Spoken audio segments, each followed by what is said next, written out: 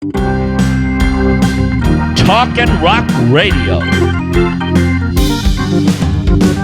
where friends meet at the intersection of life, inspiration, and music. Here's your host, Rick Kern.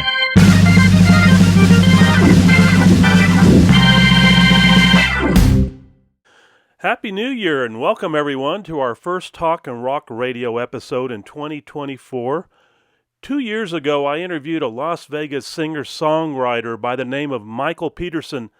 His credits and musical accomplishments are too lengthy to share here, but I would be safe to say he is one of the finest music writers in the business.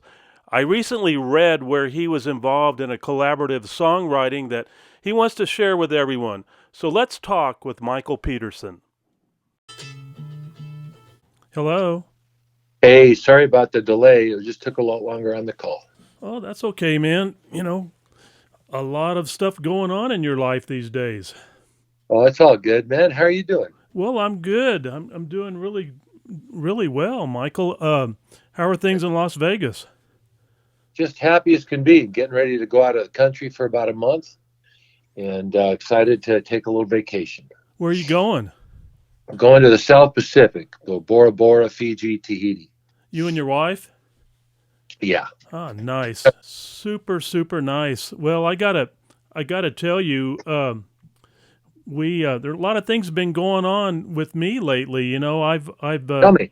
Well, something that kind of relates to you as well, because about 5 or 6 months ago, I was going to my monthly chiropractic adjustment. I walk into the appointment and I sit down, and sitting next to me is a gentleman, and we struck up a conversation, and so he was asking me what I do and all that, and I told him, I said, you know, a little bit about my background and being in music and stuff like that, and in show bands on the road and stuff, and then he says, well, let's talk more about that. So I shared a little more with him, and then he said, well, I've got a music background also. And I said, well, really? Well, tell me about that. And he says, yeah, I was the dean of music at the University of Texas at El Paso. and so one thing led to the next, and then he's telling me that he was the orchestral director for the U.S. Air Force band and symphony and all this stuff. And so we really hit it off. And so later on that afternoon, he Facebook friends me, and so I accepted it, and we carry on the conversation. And then he said, sometime you need to come over. He said, I'm an audiophile. He said, you need to come over and see my, you know, setup and everything. I said, that'd be great, you know. Well, anyway, so move forward, you know, 5-6 months later, that was yesterday. He had, a couple days before, he had said, why don't you come over to the house and we'll, you know, get to know each other better and all that, you know.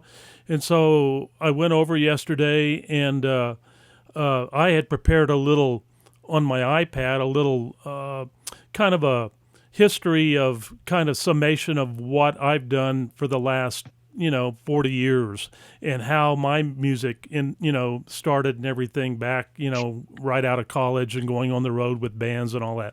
And so after showing him that, then he proceeded to talk a little bit about his experience and everything, and who all he's conducted and performed with, and basically produced the shows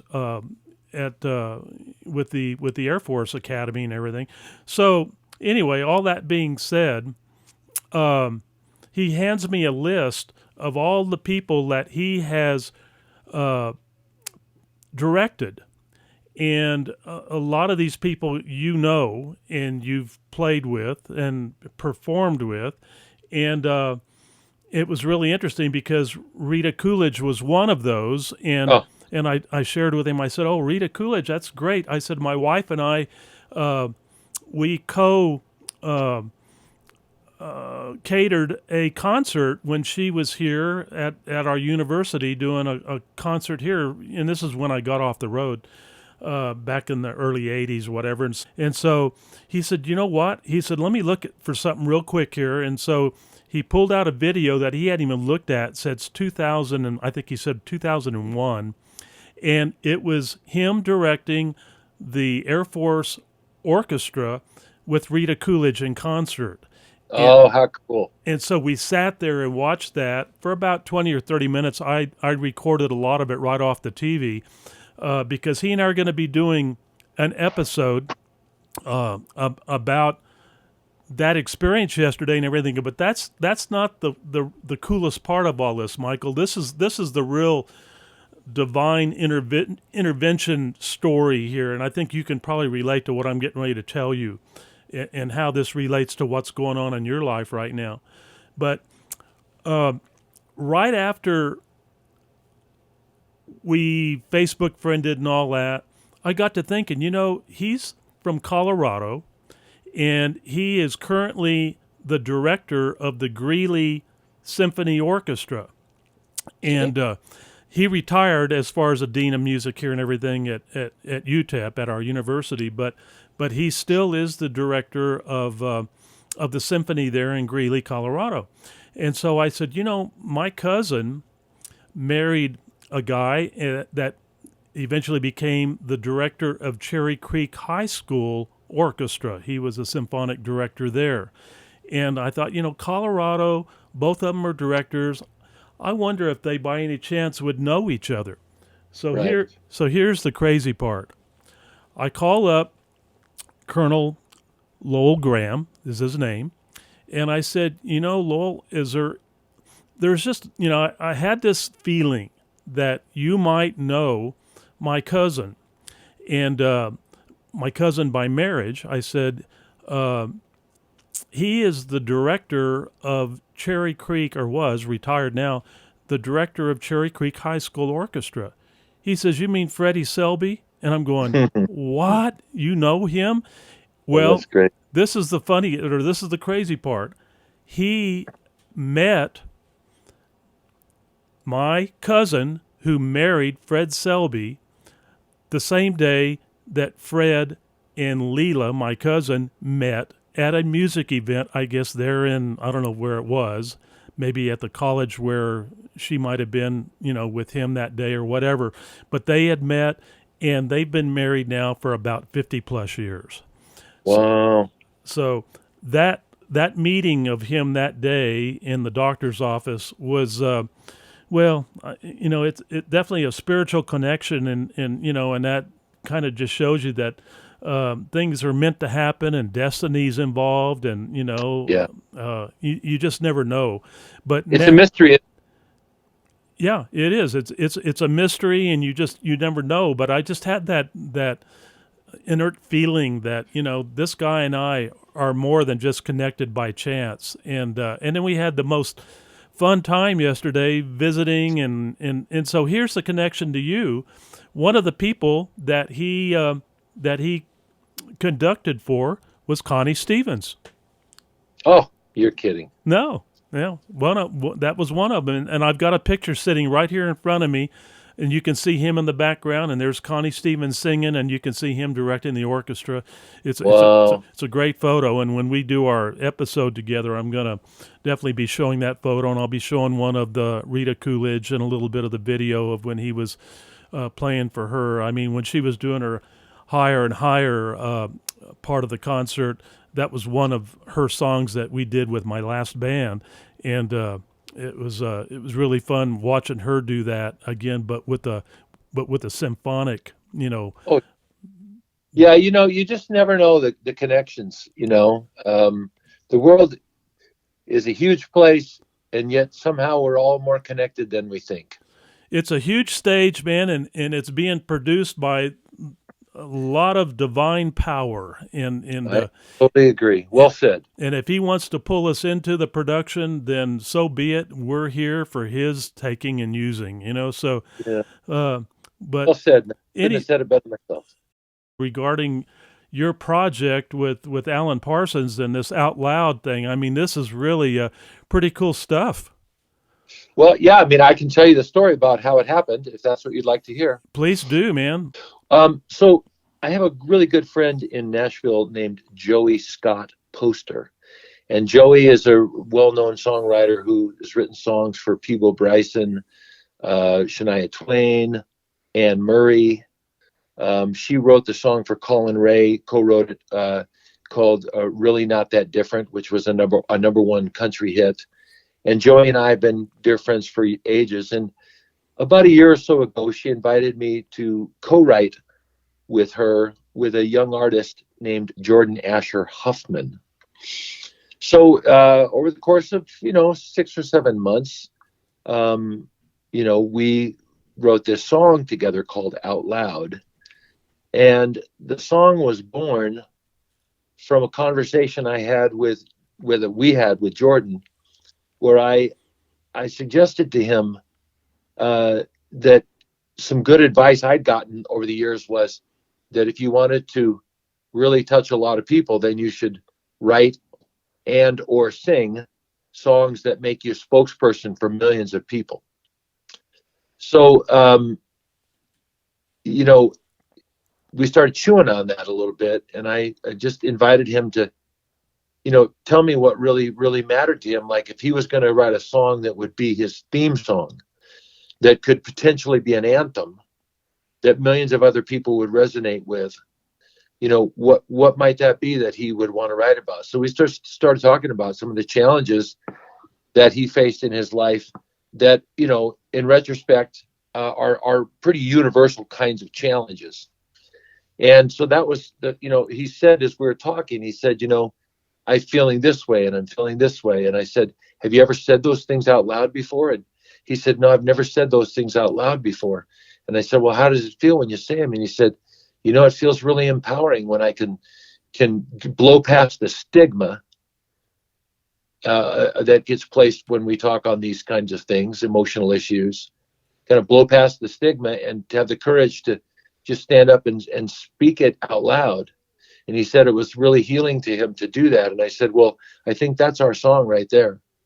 I said, I think that's the song that you and Joey and I should write, is to write a song that gives voice to the idea of giving voice to things that normally people are hesitant to give voice to. So that's where it started. So the three of us wrote this song.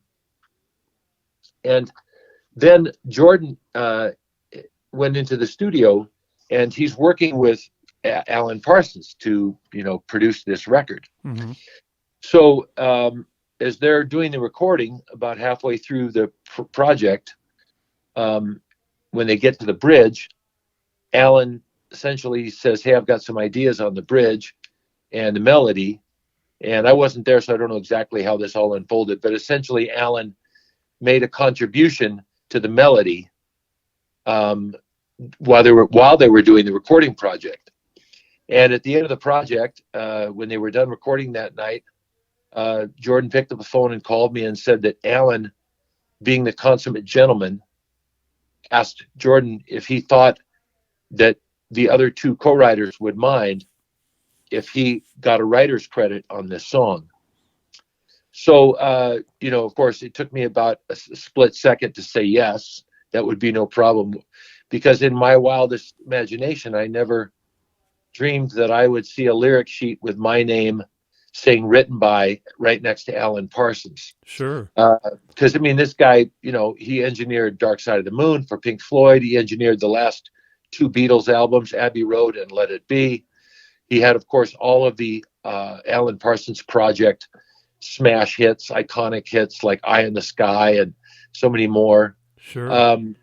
So it was just one of those things, man. It's like, you get up in the morning and you go to work and you do the thing that you're called to do. And as long as you do that, some neat things can happen along the journey. And this was just one of those examples of what I call grace or unmerited favor, where,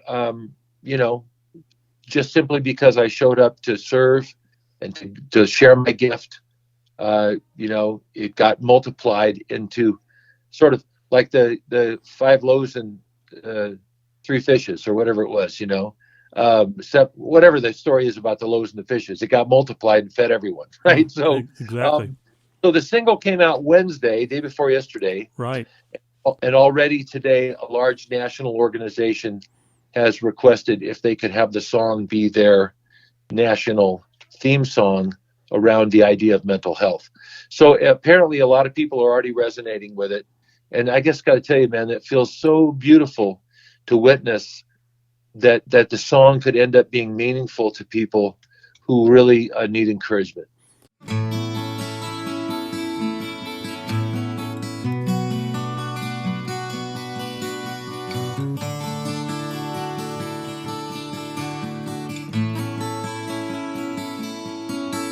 Gonna start a conversation between me, myself, and why believing in myself is the hardest thing in life. Why I'm feeling so damn fragile, like a smoke ring in the wind. I know where I wanna go, but where do I begin? I don't wanna feel afraid anymore. I don't wanna feel sad anymore. Never said that out loud before. No one ever said that. I'm never gonna find that new horizon till I finally leave the shore. Never said that out loud. Never out loud before. Just another conversation between me, myself, and why. No more looking in the mirror through disappointed eyes. Tell me, what's the use in dreaming if a dream is all I have? Gonna lift this cloud and live out loud and see with all I have. I don't wanna feel afraid anymore. I don't wanna feel sad anymore. Never said that out loud before. No one ever said that. I'm never gonna find that new horizon till I finally leave the shore. Never said that out loud. Never out loud. There's something about saying something out loud that speaks to me. There's something about saying something out loud that sets me free. I don't wanna feel afraid anymore. I don't wanna feel sad anymore. Never said that out loud before. No one ever said that.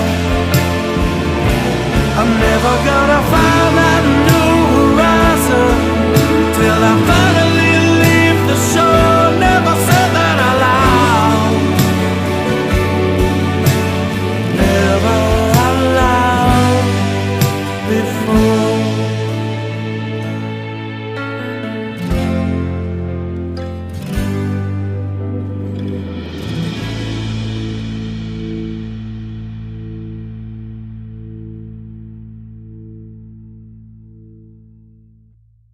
Well, I listened to the song in its entirety today, and I even wrote a comment, which you will read on your Facebook site.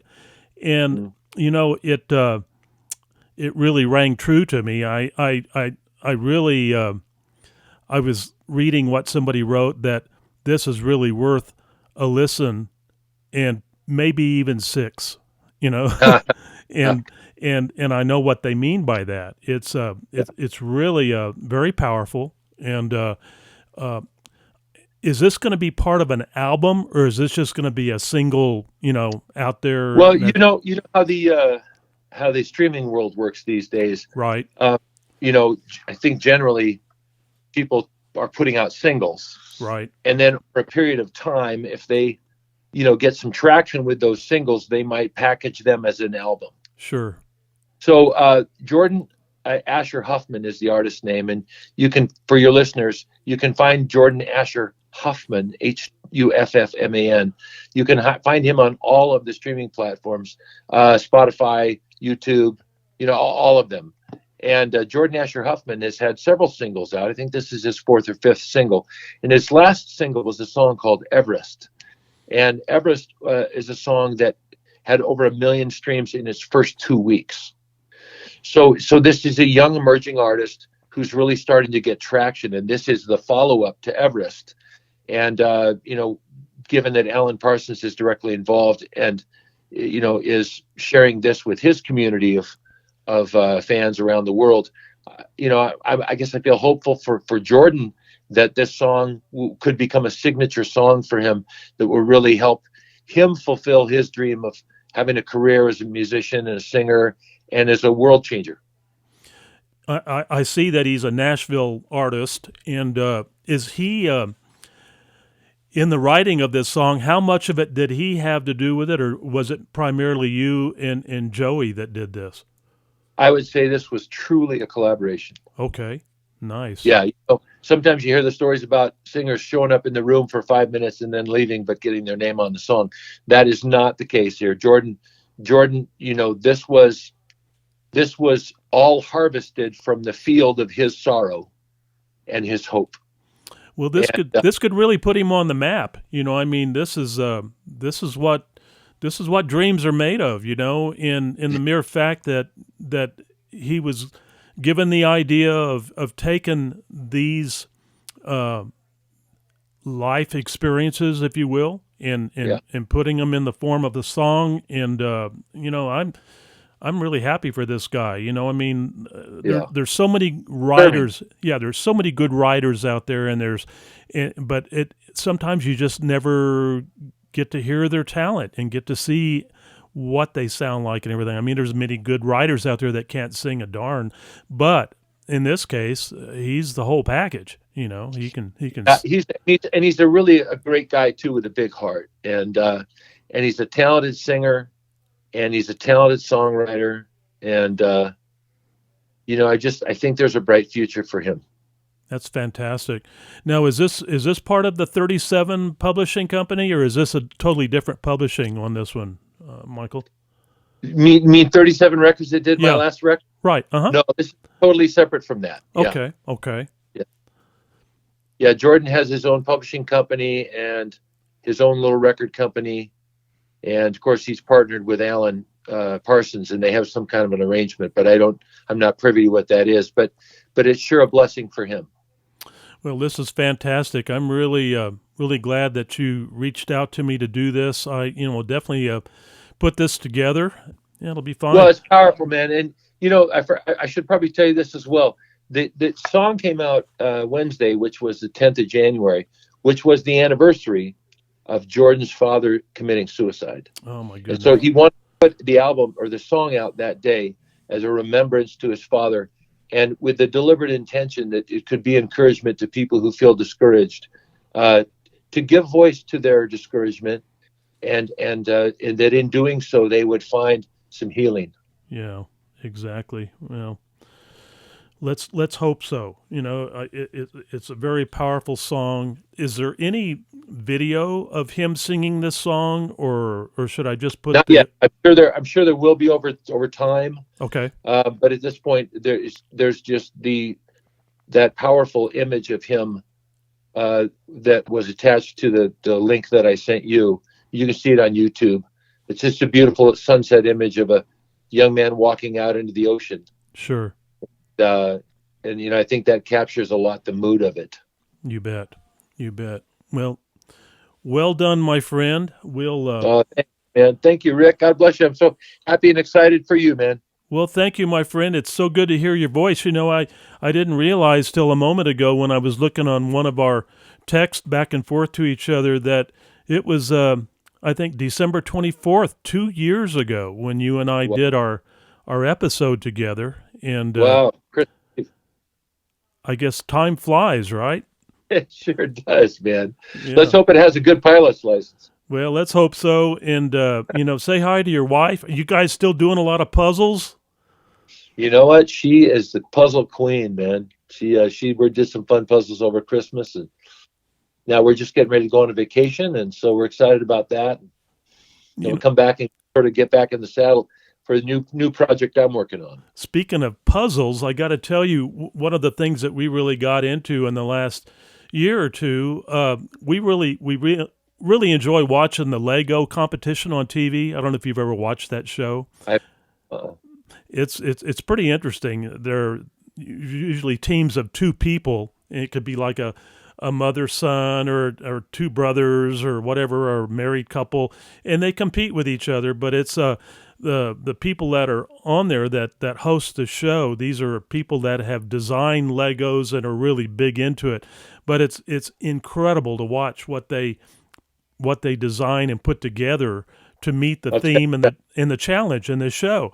Well, anyway, our son has, for the last couple of years, bought us as part of our Christmas for the family a puzzle. So and they're 3D puzzles. You know, you put them together. And the last one that we did, I think we knocked it out in an hour and a half. Maybe 2 hours while they were here for Christmas, and it had like 875 pieces. You're a better man than me. Yeah. Well, it was mainly them. I helped with a little bit of it, you know, but it did require some collaborative help from the kiddos. And but it was a lot of fun to do, but you know, it's kind of it builds community and it builds family. So that's a good thing. It does. Yeah. It does.